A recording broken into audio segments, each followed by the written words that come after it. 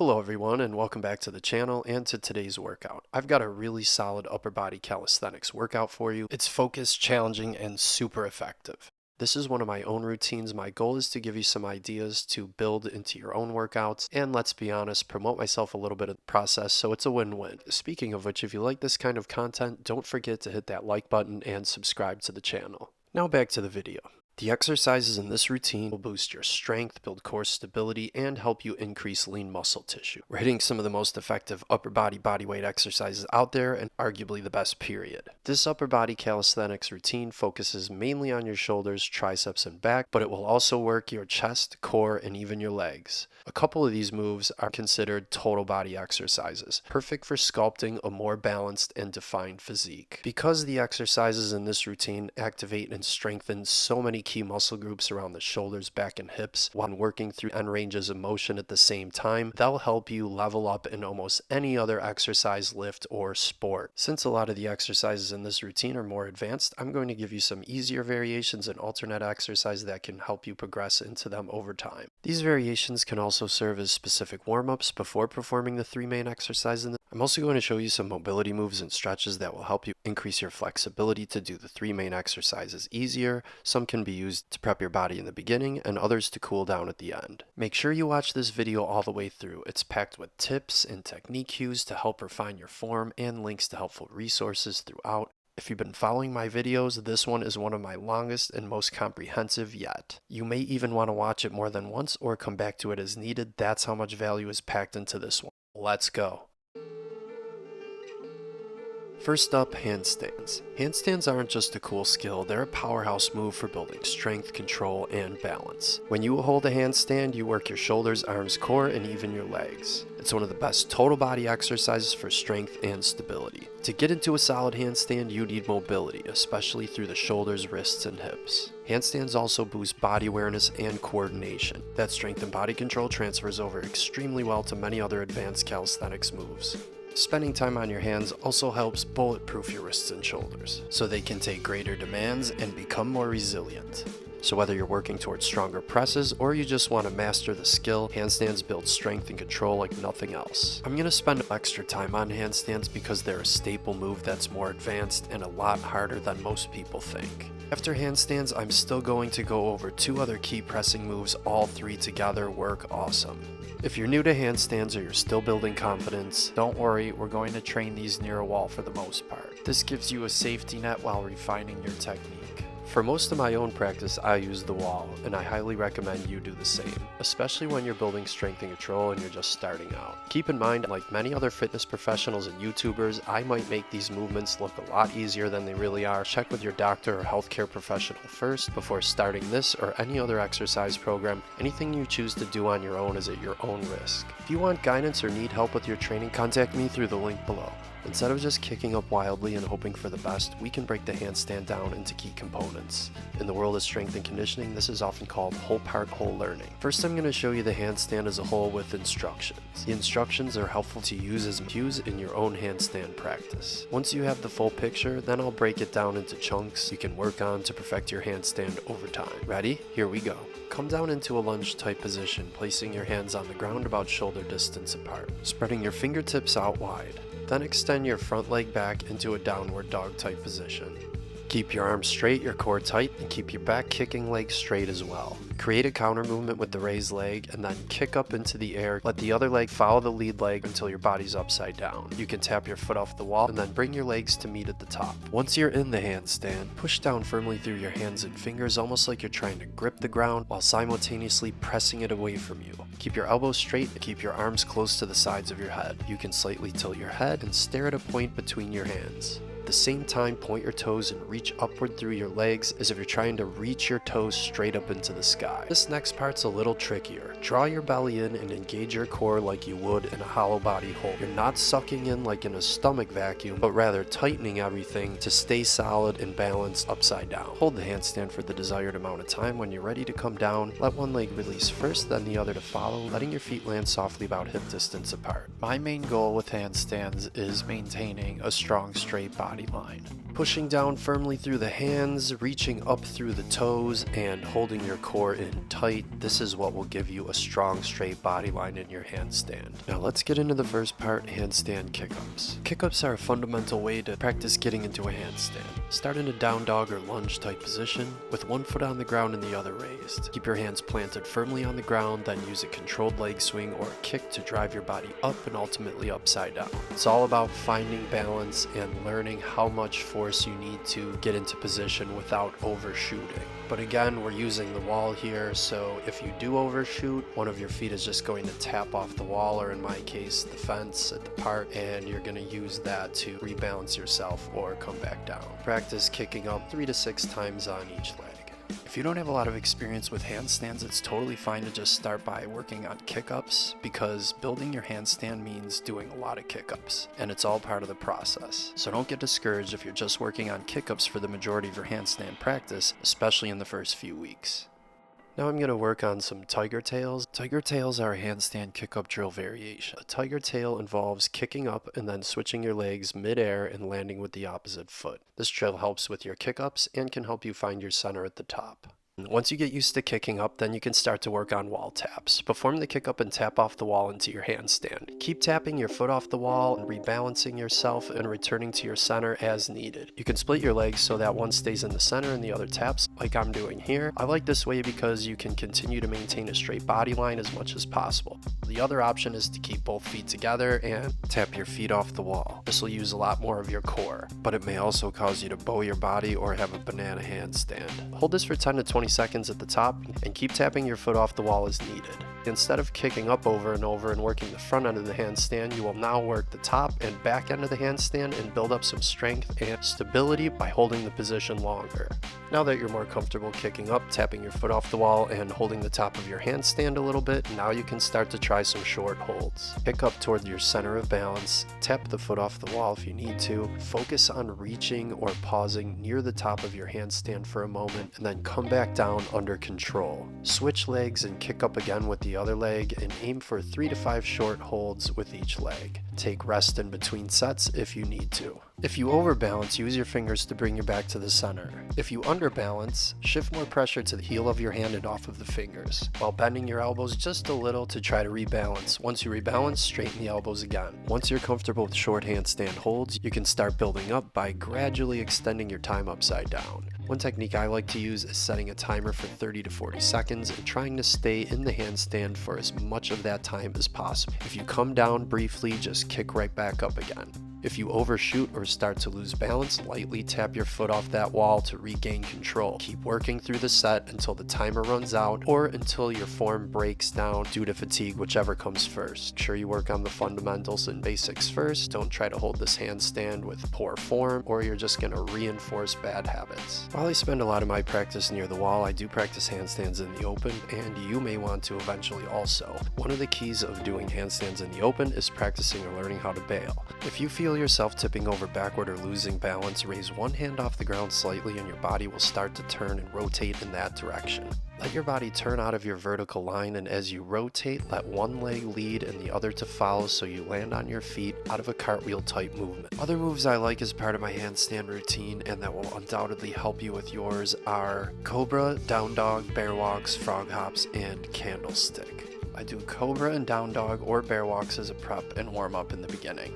Frogger as a finisher toward the end of practicing handstands, then finish with Candlestick as part of my cool down along with some other stretches that I'll get into later. The hollow body hold is also a great exercise to help you perfect your handstand. I've got a separate video where I break down the hollow body hold along with 3 other great core exercises to help you build the stability you need for handstands. You can check it out by clicking the link in the top right corner. I'll put it there now, and I'll also drop it in the description below. Another exercise that you can use to prepare your body for handstands is wall walks. I use these a lot in the beginning. I don't do them anymore, but I wanted to throw them in because they are highly effective, especially when you're just starting out. Here's some additional tips to help you with your handstand practice. There are a lot of different ways you can structure a handstand routine depending on your experience level with handstands and your overall fitness level. If you're still in the early stages, you're still building your handstand practice, you're going to spend more time and focus much more on preparatory moves like down dog, hollow hold, and wall walks, for example, although there are others like wrist prep exercises that I'll show you later in this video. After preparatory moves, when you go to actually practice your handstands, you're going to spend more time on kick-ups, tiger tails, and wall taps. Once you get a little better, you can spend less time on kick-ups and work on wall taps and short holds. You'll start to get some glimpses of short holds and momentarily be able to hold the handstand. Once you get good, you can spend very little time on kick-ups and wall taps and spend the majority of your time on short holds, long holds, and practicing out in the open. 2 times per week should be sufficient, but just to give you an idea, when I focused on handstands, I was doing 4 days per week, anywhere from 15 to 20 minutes per session, and sometimes up to 30 minutes, dedicating almost an entire workout to handstands and handstand related moves like many of the ones I'm showing you here. One of the great things about handstands is, unlike free weight training, you can train handstands on consecutive days. At the same time, like many other forms of exercise, you don't necessarily want to do it every single day. Give your body recovery time. Don't overtrain. If you just want to increase strength, lean muscle, and core stability, you can spend about 10 to 12 minutes 2 times per week working on your handstands. If you want to improve handstands as a skill, I would suggest spending 15 to 20 minutes, even up to 30 minutes, 3 to 4 days per week. This includes prep moves like cobra, down dog, wall walk. So for example, you might spend 1 to 2 minutes on cobra, down dog, or bear walks, 1 to 2 minutes on wall walks, then 3 to 6 kick-ups on each leg, taking anywhere from 30 to 90 seconds, then 2 sets of wall taps for 10 to 20 seconds with some short hold attempts, and then a few frog hops. As an example, on the other end of the spectrum, when you get good at handstands, you can do just a general warm-up like you would for any workout and spend just a few minutes on handstand prep, and then go right into short holds or long holds, but take longer breaks in between your sets. You can also cut the total time back down, since holding the handstand itself is more skillful and intense, and there is more time under full tension, so you're basically able to accomplish more in less time. Handstands aren't necessarily about going and doing perfect handstands. They take a lot of practice and refinement over time. Handstands are much more skill-oriented and place a greater demand on your nervous system than many other exercises, so it's important not to rush through them or burn yourself out too quickly. Take your time, stay focused, and pace yourself. It'll feel better and lead to better results in the long run. Next is inverted push-ups, also known as decline pike push-ups. Inverted push-ups are one of the best bodyweight exercises for increasing shoulder and upper body pressing strength. Inverted push-ups fit perfectly into this routine because they're going to help you with your handstands. They're using all of the same muscles in the upper body, your delts, triceps, and core. They also help build more muscle in the upper chest. Like the handstand, this exercise will improve shoulder stability and control. And they even stretch the lower back and help open up the shoulders, which will enhance your handstands even more. By adjusting the height of your feet, you can scale the difficulty to match your level. If you want stronger shoulders and better pressing power, inverted push-ups are a must-have in your body weight training routine. Here's how to perform inverted push-ups. You can use the instructions as mental cues for your own workouts. Place your hands on the ground a little wider than shoulder distance apart. Place your feet up on a bench, box, or other elevated surface. Push your hips high up into the sky and position your body so your torso is nearly vertical. Bend your elbows, lowering your head close to the ground, and push back up hard while keeping the hips high and the core muscles tight. One of the best moves for helping prepare your body and learn the inverted push-up is downward dog. You could also try just holding the top part of the inverted push-up. In this position, focus on working your chest towards your feet and your arms alongside your head to open the chest and shoulders and the low back and create a strong straight body line. Working on this position will also help you with your handstands. For the inverted push-up, you can do 3 sets and anywhere between 4 and 12 reps with about 1 to 2 minutes of rest in between sets.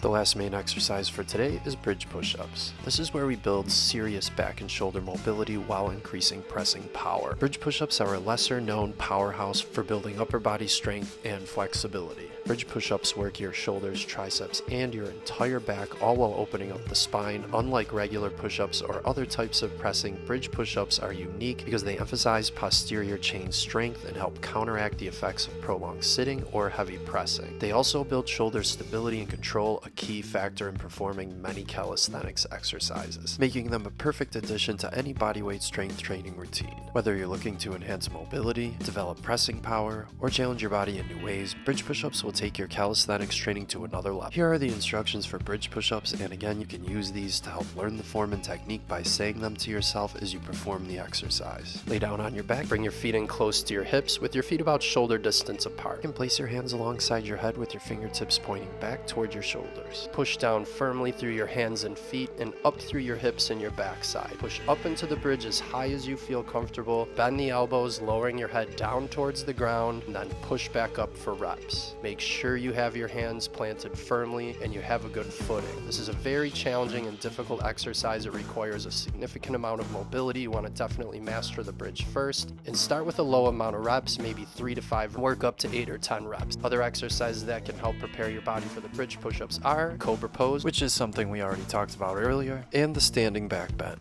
Deep back bends are a bit tougher, but they can really help you work into the full back bridge. Another exercise that can help with bridge push-ups is the classic glute bridge. The good old glute bridge builds the base for more advanced versions like the full back bridge, known as wheel pose in yoga. Some other bridge variations I like to cycle into my routines that can help you work into your bridge push-ups are the tabletop bridge and the one-arm bridge with side reach. The tabletop bridge isn't easy, but it's not super hard either. The one-arm bridge can be pretty challenging though. At the very least, most people can start with the glute bridge. It's accessible and effective. For bridge push-ups, you can do 3 sets in anywhere between 3 and 12 reps, with about 1 to 3 minutes of rest in between sets.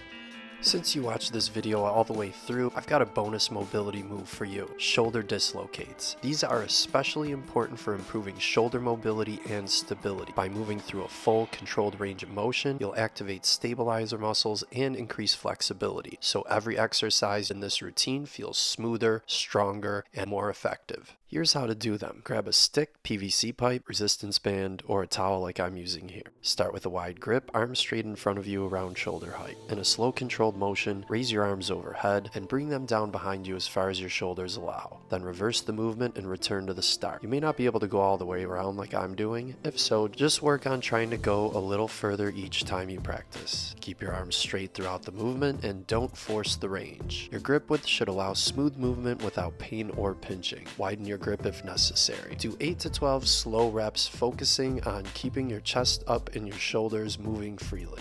Now let's talk about cool down and stretching. A lot of stretching has already been done through the exercises in this routine. I just want to mention that it's good to do some counter stretching in which you stretch the opposite side of the body. This is especially true when it comes to back bends. Whether you're doing the standing back bend, the bridge, or bridge push-ups, it's a good idea to follow with a forward bend. When I do back bends, I like to follow with a forward bend. When I do bridge push-ups, I like to follow or end the session with plow pose. One of the other major stretches I like to do toward the end of my workout to cool down is reclined hero pose.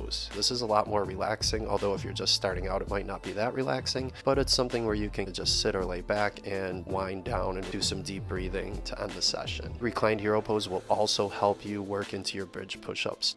A lot of calisthenics exercises put pressure on the wrists. I have another video dedicated to hand, wrist, and forearm mobility that helps prep your wrists and elbows for handstands and bridge push-ups and many other exercises. Check the top right for a link to that video, and I'll put a link in the description. The handstands and bridge push-ups also require a significant amount of shoulder mobility. I have a couple videos with a shoulder focus to help you improve shoulder mobility. I'll also put a link for that video in the top right. You can check it right now, and I'll put a link in the description below as well. That's going to do it for today's upper body calisthenics routine. Thanks for following along. If you enjoyed this video, remember to hit that like button, subscribe to my channel for more content like this, share this video with anyone you think might find it helpful. Keep in mind, some of these exercises are more advanced, so if you'd like help mastering them or you'd like your own customized workout designed specifically for you, contact me for personalized fitness solutions tailored to your lifestyle and goals, and I'll help you unlock your true potential. Other than that, keep pushing forward, stay consistent until I see you in the next video. Happy training!